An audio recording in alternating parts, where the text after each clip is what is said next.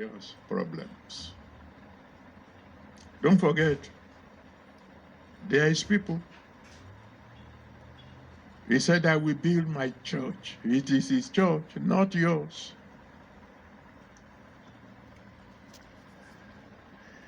If you are not careful, if you see what you may misunderstood about the congregation,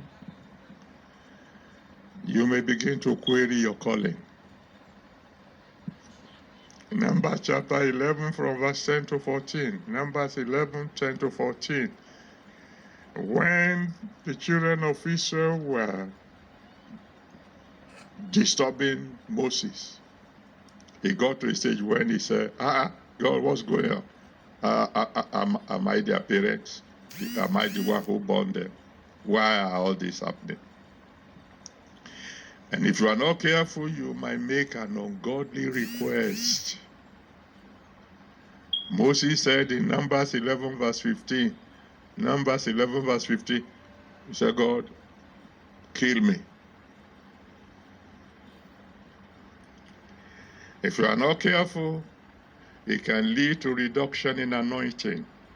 Numbers 11 from verse 16 to 17. Numbers 11, 16 to 17.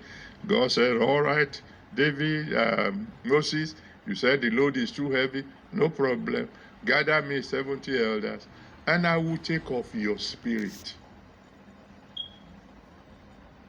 and give to the 70. And you say the body is too heavy for you. No problem. Let 71 people carry the anointing that we alone have been carrying. Reduction in anointing can lead to very costly error. Numbers 20 from verse 1 to 12. Numbers 20 from verse 1 to 12. It wasn't long after that Moses missed it. Listen to me, my beloved.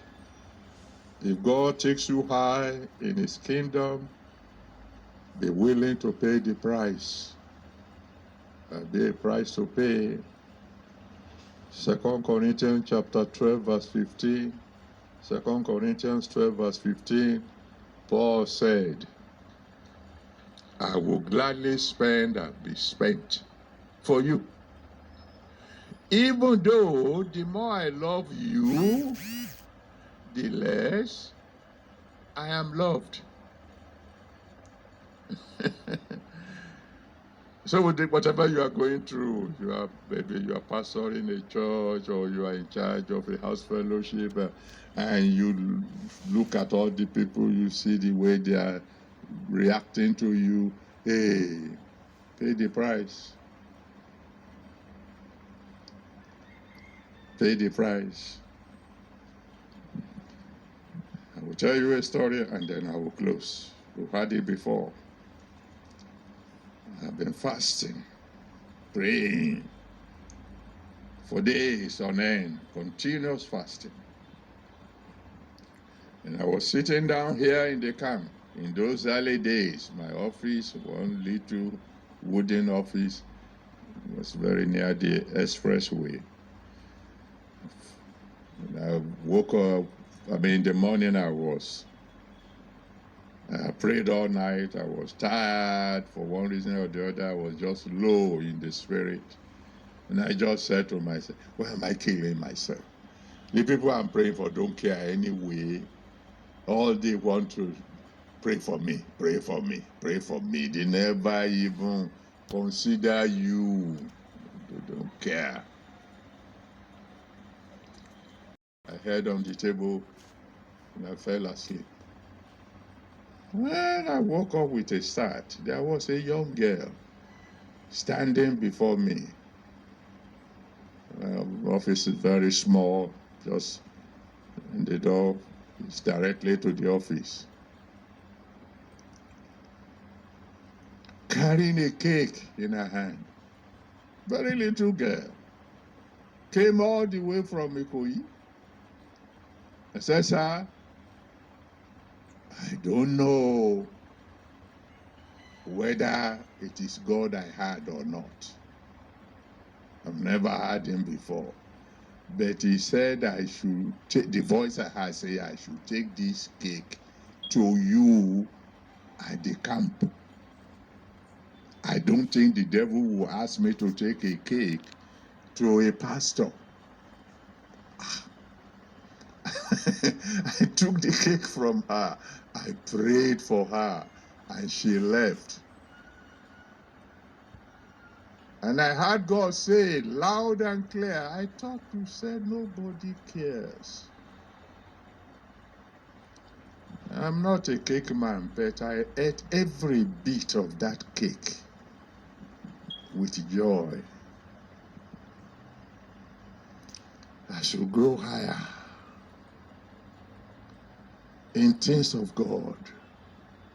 Tread softly. Now those of us who have not even started the journey at all, who have not yet given our life to Jesus Christ, will say, if it is this stuff, how can you ask me to come in? 1 Peter chapter 4 verse 18, 1 Peter 4 verse 18 says, if the righteous be scarcely saved, where will the ungodly appear? Or you can say, if it is this stuff, those of you who are already a Christian, say, I don't want to go higher. It is not good to be at the bottom. My prayer is that you will be the head, not tail. So if you have not yet given your life to Jesus Christ, you are not even yet at the bottom. You need to come in to start.